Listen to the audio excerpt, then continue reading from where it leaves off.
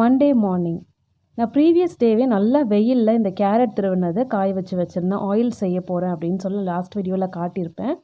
So அது எடுத்துகிட்டு வந்து சாயந்தரமே வெயிலேருந்து எடுத்துகிட்டு வந்து வச்சுருந்தேன். சூடாக இருக்கிறப்ப ஊற்ற வேண்டாம் அப்படின்ட்டு. ஸோ காலையில் எழுந்ததும் ஃபஸ்ட்டு அதை தான் பண்ணுறேன்.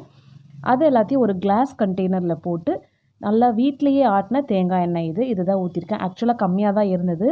நான் கைக்கு காலுக்கு மட்டும்தான் அந்த பிக்மெண்டேஷனுக்காக செய்கிறேன். சரி கம்மியாகவே இருக்கட்டும் அப்படின்றதுக்காக கொஞ்சம் இருந்த எண்ணெயை மட்டும் ஊற்றி வச்சுருக்கேன். இது ஒரு 2 days அப்படியே இருந்ததுக்கப்புறம் இதை ஃபில்டர் பண்ணி தனியாக எடுத்து யூஸ் பண்ணுறேன். பிரேக்ஃபாஸ்ட் அண்ட் லன்ச் வேலையை கொஞ்சம் ஏர்லியராகவே முடிச்சிட்டேன். ஸோ தட் வெயில் வரதுக்கு முன்னாடி இந்த க்ளீனிங் வேலையை முடிச்சிடலான்ட்டு. என்கிட்ட இருக்கிற எக்ஸ்ட்ரா இந்த பாக்ஸஸ் எல்லாமே தனியாக எடுத்து ஃபஸ்ட்டு கவுண்டர் டாப்பில் வச்சுருக்கேன். இந்த பிளாஸ்டிக் பாக்ஸஸ்லாம் நான் ரொம்ப ரேராக ஏதாவது ஸ்டோர் பண்ண இல்லை ஏதாவது எடுத்துகிட்டு போக அந்த மாதிரி தான் யூஸ் பண்ணுவேன். ஸோ அது எல்லாமே கவுண்டர் டாப்பில் எடுத்து வச்சுட்டு நான் க்ராசரிஸ் டெய்லி யூஸ் பண்ணுறேன் இல்லையா, அந்த மசாலாஸ் எல்லாத்தையுமே அதோடைய கண்டெய்னர்லேருந்து இந்த பிளாஸ்டிக் கண்டெய்னரில் எல்லாத்தையும் மாற்றி வச்சுட்டு எல்லாத்தையுமே ஆன் த ஹோல் க்ளீன் பண்ண போகிறேன். நான் டெய்லி யூஸ் பண்ணுறேன், ரொம்ப ஃப்ரீக்வெண்ட்டாக யூஸ் பண்ணுறேன் இந்த மஞ்சத்தூள், மிளகாத்தூள், குழம்பு மிளகாத்தூள், உப்பு, சர்க்கரை இதெல்லாம் அடிக்கடி நான் க்ளீன் பண்ணி தான் வைப்பேன். அது தீர தீர க்ளீன் பண்ணி தான் வைப்பேன்.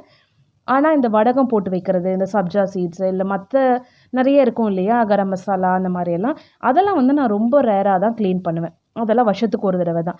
ரொம்ப க்ரீஸியாக ஆகிடுச்சு அந்த மாதிரியான பாக்ஸஸ் எல்லாம். அதெல்லாம் க்ளீன் பண்ணணும்.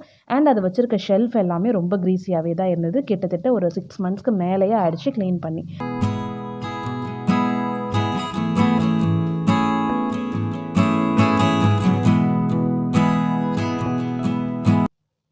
எல்லா பாக்ஸஸையும் எம்டி பண்ணிவிட்டு ஃபஸ்ட்டு தண்ணியில் இந்த கிளாஸ் கண்டெய்னர்ஸ் எல்லாத்தையுமே ஊற வச்சுருவேன். ஒரு 2 செகண்ட் ஊறினா போதும், அதிகமாக ஊற தேவையில்லை.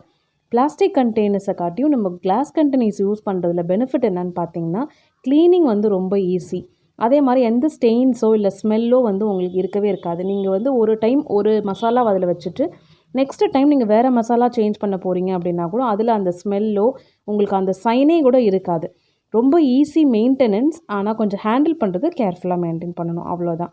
மற்றபடி எனக்கு கிளாஸ் கண்டெய்னர் யூஸ் பண்ணுறதுல தான் ரொம்பவே இஷ்டம். ஏன்னா பார்த்தீங்கன்னா ஃபஸ்ட்டு தண்ணி ஊற்றி லைட்டாக எல்லாத்தையும் ஊற வச்சுட்டேன். அதுக்கப்புறம் சோப்பை தொட்டு இந்த விம் லிக்விடை தொட்டு எல்லாத்துலேயும் சும்மா ஒரே ஒரு மேலே ஒரு வாஷ் தான் கொடுப்பேன்.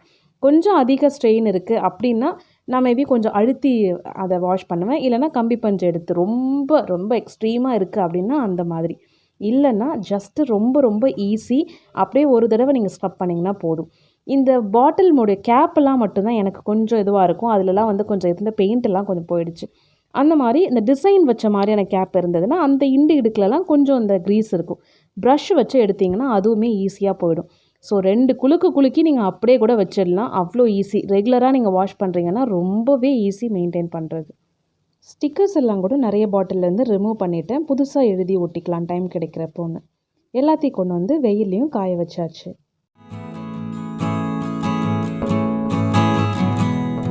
ஷெல்ஃப் லைனராக நான் இந்த பபுள் ரேப்ஸ் தான் யூஸ் பண்ணுவேன். ஃப்ரிட்ஜாக இருக்கட்டும் இல்லை ஷெல்ஃபாக இருக்கட்டும், நான் இந்த பபுள் ரேப்ஸ் தான் யூஸ் பண்ணுவேன். இதில் எந்த அளவுக்கு க்ரீஸ் படிஞ்சிருக்குன்னு பாருங்கள். தொட்டாலே அவ்வளோ பிசுன்னு இருக்குது. லைசால் தான் யூஸ் பண்ணுறேன் நான் இந்த எண்ணெய் பிசுப்பை எடுக்கிறதுக்கு.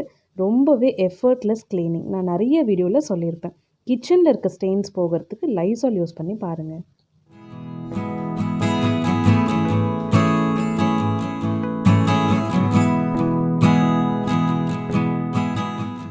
எல்லாத்தையுமே கொண்டு காய வச்சுட்டு கொஞ்சம் நேரம் போய் ரெஸ்ட் எடுக்க ஆரம்பிச்சிட்டேன். நின்றுட்டே இருந்ததும் முதுகு வலி பயங்கரமாக எடுத்துருச்சு. சரி கொஞ்சம் நேரம் போய் ரெஸ்ட் எடுக்கலாம் அப்படின்னு போயிட்டு ரெஸ்ட் எடுக்க ஆரம்பிச்சிட்டேன். அடிக்கிற வெயிலில் 1 மணி நேரத்தில் எல்லாமே காஞ்சிடுச்சு. இந்த பபுள் ராப்லாம் சொல்லவே வேணாம், போட்ட ஒரு 2 செகண்ட்லேயே காஞ்சிடுச்சு. எல்லா தண்ணியும் வடிஞ்சு. ஸோ நான் திரும்ப ஒரு 1 hour கிட்ட நான் ரெஸ்ட் எடுத்திருப்பேன்னு நினைக்கிறேன். அதுக்கப்புறம் ஒரு 12 o'clock போல் பார்த்திங்கன்னா திரும்ப எல்லாத்தையும் எடுத்துகிட்டு ரீஃபில் பண்ணி எல்லாத்தையும் அதோடைய இடத்துல செக்ரிகேட் பண்ணி வச்சுட்டேன். இதுக்கப்புறம் தான் எனக்கு சாப்பிட்ணுன்ற ஒரு மைண்ட் செட்டே வந்தது. நடுவில் குழந்தைங்கள்லாம் டிஸ்டர்ப் பண்ணாங்க. அதனால் எனக்கு கொஞ்சம் டிலே ஆச்சு. அவங்களுக்கு ஸ்நாக்ஸு, நட்ஸு இதை மாதிரி ஏதாவது ஒன்று எடுத்து கொடுத்துட்டு கேம்ஸ் எல்லாம் எடுத்து கொடுத்துட்டு அவங்க 2 பேரும் என்கேஜ் பண்ணிக்கிட்டே நான் இந்த வேலையை செஞ்சுட்ருந்தேன். ஏன்னா எனக்கு இது முடித்தாதான் ஏதோ கிச்சனில் ஏதோ பெரிய வேலை முடிஞ்ச மாதிரி இருக்கும்.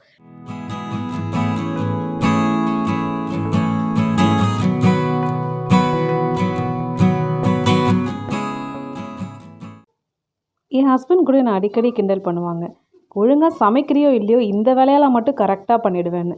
எனக்கு வந்து எல்லாமே க்ளீனாக இருக்கணும். க்ளீன் பண்ணுறது ரொம்ப பிடிக்கும். க்ளீனாக இருந்தால் தான் ரொம்ப பிடிக்கும்.